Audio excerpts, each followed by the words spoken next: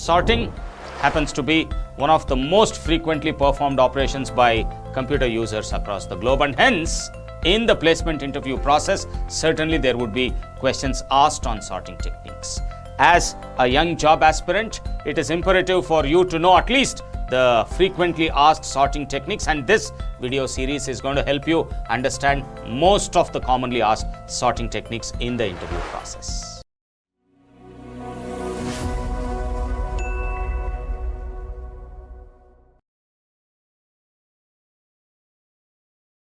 These are all the various kinds of sorting techniques which are very frequently asked in the placement interview process. Not just that, even a common man in his day-to-day life uses sorting very often. Look at the phone book present in your phone. It stores all your contacts in the alphabetical order.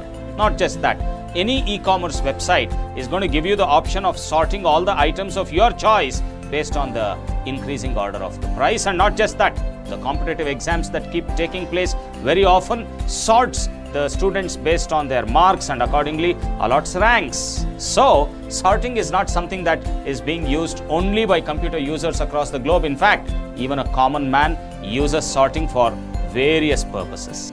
In fact, bubble sort is used by TV remotes in order to sort the channels on the basis of view time. Merge sort is used by databases in order to reduce the number of hard disk hits, and also heap sort is used for reading the barcodes on plastic cards. This video series is not just going to teach you the various kinds of sorting techniques, but would also help you understand the various practical applications of each of these techniques. So, in this episode, let us try to understand bubble sort, one of the most frequently asked sorting techniques. In fact, in this episode, not just would you understand the logic behind it, you would also understand as to why it is called bubble sort and also its practical application. So, let's get started.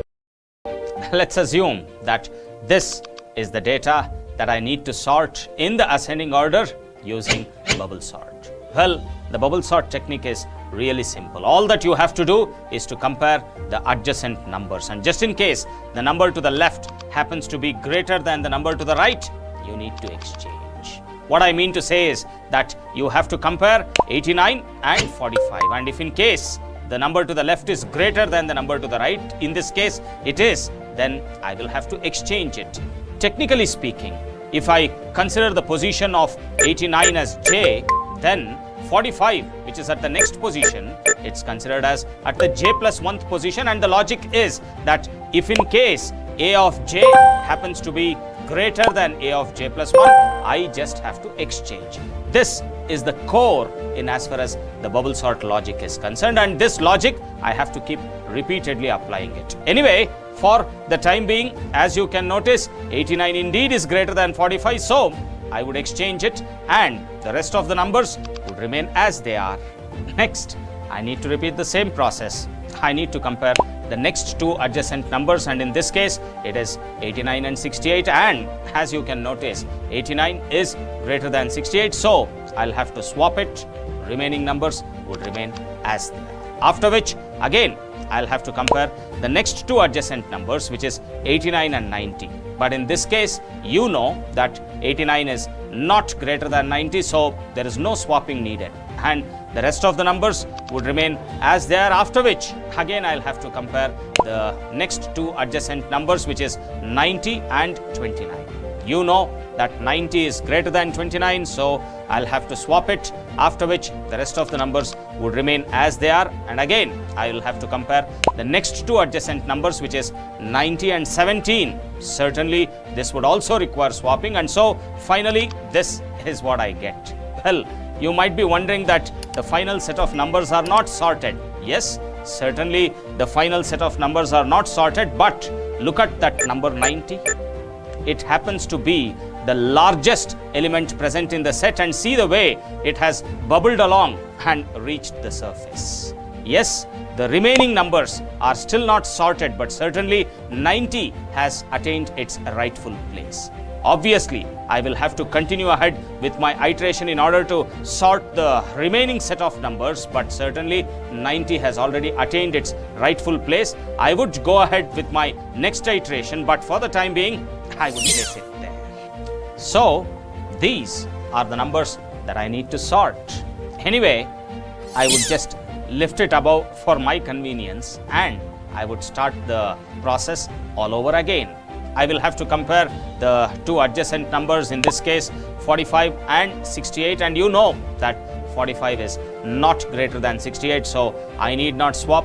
Remaining numbers would be as they are, and I will continue to now compare the next two adjacent numbers, which is 68 and 89. Again, 68 is not greater than 89, so no need to swap. The remaining numbers would be as it is, and then I'll proceed to again compare the next two adjacent numbers, which is 89 and 29. Obviously, 89 is greater than 29, so I will have to swap it. Remaining numbers would be as they are, and then I'll again proceed comparing the next two adjacent numbers, which is 89 and 17.